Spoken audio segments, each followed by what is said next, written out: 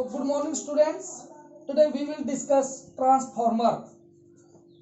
Transformer क्या है? Transformer is an electrical device which is used to change the AC voltage. एक ऐसा electrical device which is used to change the AC voltage.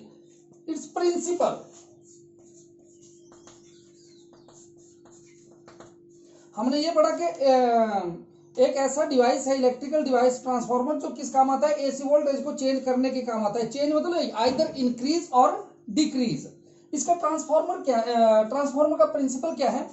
Whenever the amount of magnetic flux linked with coil changes, an EMF is induced in the neighboring coil. ठीक है बेटा, it is mainly of two type. कितने type का होता है ये? Step up transformer and step down transformer. तो पहले मैं डायग्राम उतार देता हूं, उसके बाद आपको समझाता हूं ये। तो बेटा this is the diagram of transformer. देखिए हमने क्या किया है, एक रेक्टेंगुलर सॉफ्ट आयरन कोर ले ली है। दीज आर, वो लेयर के रूप में एक दूसरे के ऊपर लगा रखी हूं, but all the layers are well insulated from each other. सारी लेयर एक दूसरे से वेल इंसुलेटेड है। इसके ऊपर क्या कर रखा है, हमने दो कॉइल्स लगा रखी हैं। One is P1 P2, another one is S1 S2. P1 P2 is primary coil that is connected with source of EMF, and secondary coil S1 S2 is secondary coil which is connected with load resistance R along with a key K. If key K is open, then there is no flow of current in secondary coil. If key is closed, then flow of current is possible. तो पहले हम देखते हैं, मैंने ये बताया कि transformer is of two type. One is step up transformer and second one is step down transformer. Step up transformer क्या होता है? Step up transformer is that transformer which is used to increase the AC voltage, जो AC voltage को increase करता है। कैसे? फर्क क्या है एसी स्टेप अप और स्टेप डाउन में? और स्टेप डाउन ट्रांसफार्मर क्या है? Which is used to decrease the AC voltage. If number of turns, इसके ऊपर नंबर ऑफ टर्न, प्राइमरी के जो नंबर ऑफ टर्न वो उसको हम एनपी से डिनोट करेंगे, जो सेकेंडरी के हैं उसको एनएस से डिनोट करेंगे, जो प्राइमरी की ईएमएफ है वो ईपी से डिनोट करेंगे और इसको ईएस से डिनोट करेंगे सेकेंडरी की।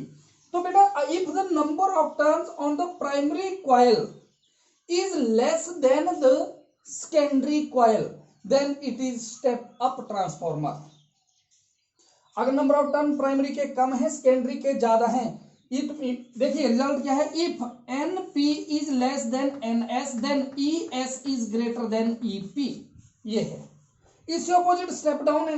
ये क्या करेगा? ये वाला जो स्टेप अप है ये एसी वोल्टेज को लो से हाई कर देगा। और दूसरे स्टेप डाउन कौन सा है? If NS is less than NP then EP is greater than ES. ये है, ये स्टेप अप के लिए, ये स्टेप डाउन के लिए। इज दैट क्लियर बेटा? कनेक्ट किया हुआ था। तो अब एक बार फिर अच्छा ये क्लियर हो गया। अब हम इसके करते हैं आप दूसरे स्टेप में theory and working.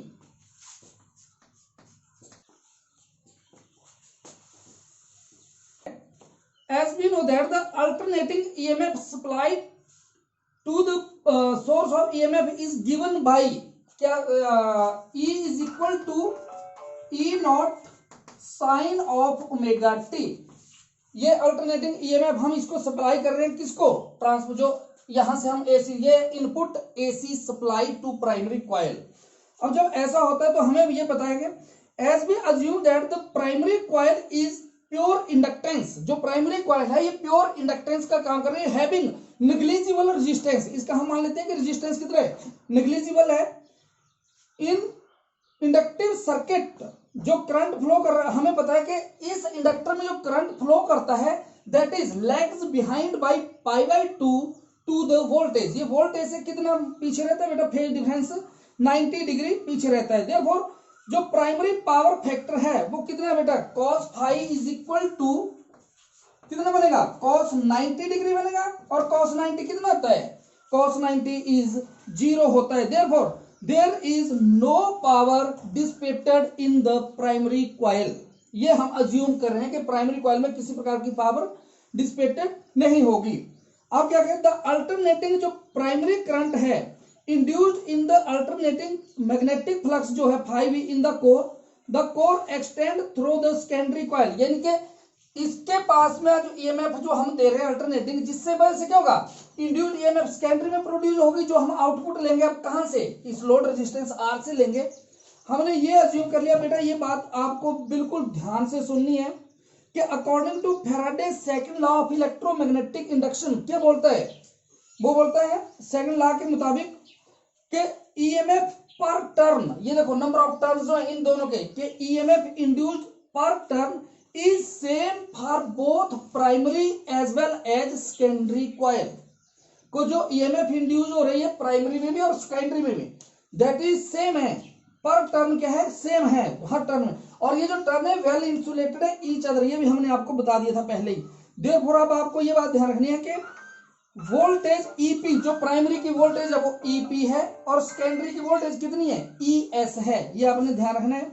Therefore EP the voltage EP across the primary coil is equal to EMF induced in the primary coil and voltage across the secondary coil is equal to the EMF induced in the secondary coil। क्या ये clear, जो primary coil में हमने EMF दी उससे जो induced EMF produce हो रही है that is equal to the EMF induced in the primary coil and the voltage across the secondary coil is equal to the EMF induced in the secondary coil. ठीक है बेटा। Therefore, according to Faraday's second law of electromagnetic induction क्या बन गया, E turn, turn की बताई हमने, E turn is equal to D phi over D T, यही बोला उसने अपने सेकंड लॉ में, E is equal to D phi over D T, तो हमारे पास क्या बन गया, is equal to E P over N P is equal to E S over N S. Primary voltage secondary voltage, primary turn secondary turn, NP primary turn है और NS क्या है, सेकेंडरी टर्न है। यहां से मेरे को क्या निकालना है, ईएस, क्योंकि आउटपुट में कहां से लूंगा, सेकेंडरी, तो बेटा ईएस क्या बन गया, ES is equal to EP into NS upon NP, क्या बन गया बेटा, ES is equal to EP into NS upon NP, that is taken as equation number 2। अब क्या हमने ये माना कि in an ideal transformer, क्या मानते हैं हम, जो एक आइडियल ट्रांसफॉर्मर होता है उसमें the resistance of primary and secondary coil is very very small, उसका जो है negligible होता है, जो रेजिस्टेंस होता है, therefore there is no loss of energy, उसमें मैग्नेटिक फ्लक्स का या एनर्जी लॉस का किसी प्रकार का कोई लॉस नहीं होता है, और दैट इज अप्रोक्सीमेटली कितना होता है, 1% होता है। देयरफॉर अब हम क्या करेंगे कि अज्यूम कर लेते हैं कि लेट के जो N S upon N P है, अगर ये के हो, के मतलब ट्रांसफॉर्मेशन रेशो, क्या है ये बेटा, N S upon N P that is equal to transformation ratio है, ये हम मान लेते हैं। तो यहाँ पे अब आपने there are the three assumption याद रखनी है। स्टेप पहला स्टेप आप ट्रांसफॉर्मर कर रहे हैं, उसकी हमने ये माना कि NP number of primary turn is less than secondary coil, therefore ES is greater than EP, ये है हमारा। अब देखिए बेटा तीन एजम्पशन क्या है कि the current in the primary coil should be small, जो प्राइमरी कॉइल में जो करंट है दैट शुड बी स्मॉल होना चाहिए। There should be no leakage of magnetic flux, इसमें किसी प्रकार के मैग्नेटिक फ्लक्स की there should be no leakage. And third assumption क्या है, the secondary current should be small, secondary current भी स्मॉल होना चाहिए। अब as we assume that there is no loss of energy, energy का किसी प्रकार का कोई लॉस नहीं है, देयरफॉर एनर्जी किसके बराबर होती है बेटा, क्या बन गया, E P I P is equal to E S I S, P is equal to, ये बन गया E P I P is equal to E S I S. मैं यहां से क्या लिख दूं, I S is equal to, I S किसके बराबर बन गया बेटा,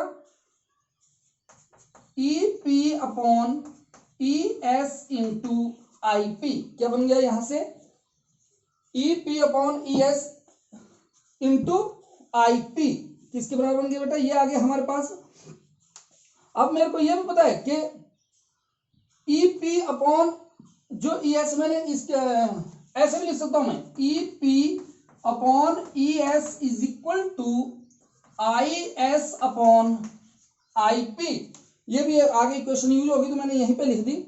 therefore E P upon E S, ये देखो यहां पे हमने लिख दिया ई पी, यहां से अगर मैं ये निकाल लूं E P upon E S की वैल्यू यहां से निकालूं मैं, देखो यहां पे E P upon E S is equal to किसके बराबर आ गया बेटा, N P upon N S.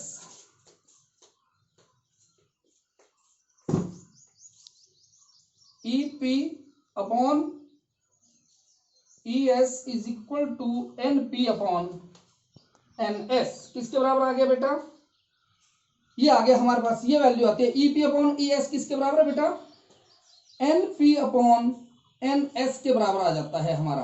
अब देयरफॉर इसकी इस वैल्यू को पुट कर दो अब आप यहां पे इस पे, ये क्या बन गया देखो, I S is equal to E P upon E S, E P upon E S, E P upon E S किसके बराबर है बेटा, N P upon N S into I P किसके बराबर बन गया बेटा, N P upon N S. और ये क्या मैं लिख दूं इसको, I S is equal to I P upon के।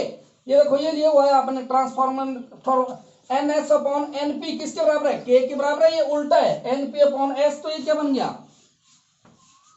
आई S is equal to I P upon K, that is called transformation ratio, ये इनके इसके बराबर आ गया। ये इसका मतलब क्या हो गया कि if the number of turn in the primary coil is small then EMF जो आप आउटपुट ले रहे हैं इस लोड रेजिस्टेंस के, और इसमें सेकेंडरी कॉइल में नंबर ऑफ टर्न्स ज्यादा हैं तो आउटपुट आपकी ग्रेटर आएगी, ज्यादा आएगी। अब हमने इसका रिवर्स फाइंड आउट करना है कि इज द रिवर्स ट्रू, क्या इसका ऑपोजिट क्या सही होगा या नहीं होगा।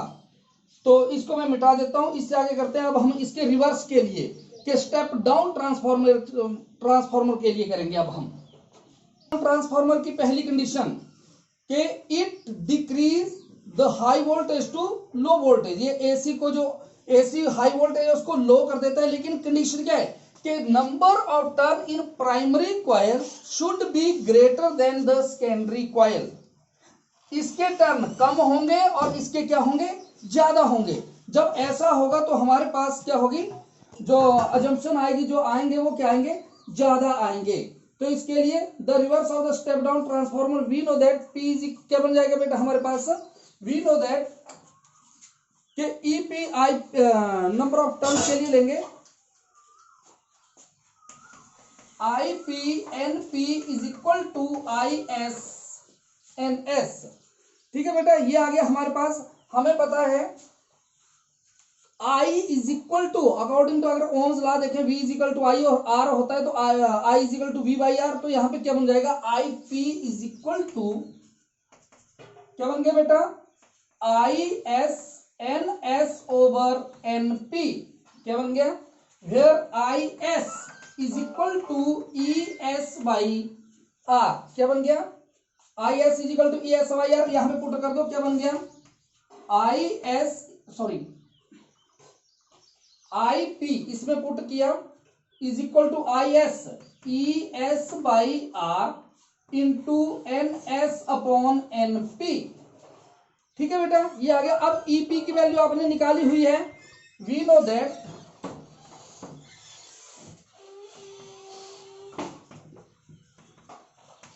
ई S, what is the value of E S, E S की वैल्यू होती है बेटा N S upon N P into E P. क्या वैल्यू होती है ई एस की, N S upon N P into E P.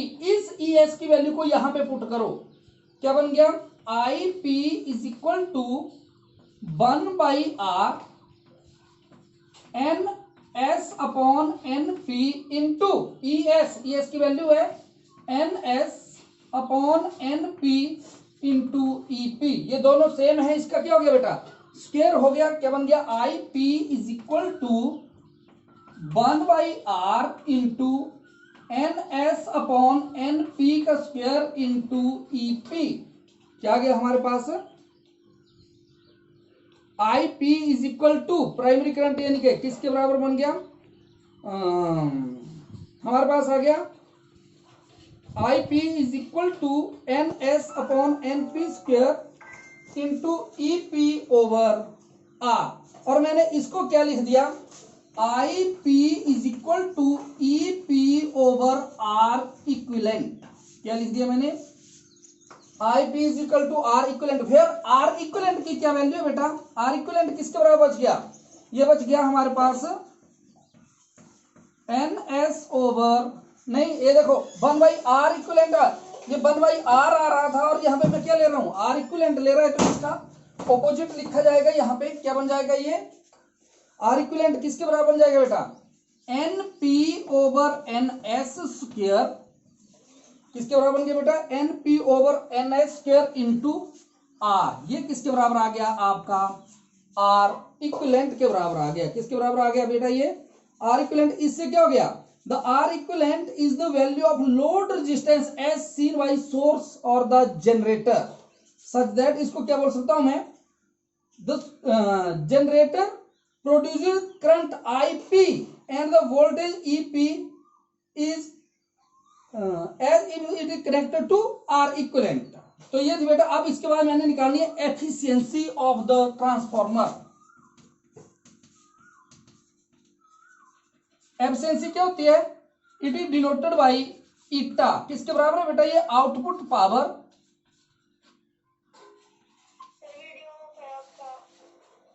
Efficiency किसके बराबर होती है बेटा, eta is equal to output power, यहां पे लिख देता हूं मैं, आउटपुट पावर, यानी कि efficiency may be defined as ratio of the output power to the input power. क्या बन गया, output power E S I S over E P I P, that is called transformation ratio. ये था बेटा transformer, that is all about the transformer. If you feel any problem you can ask me.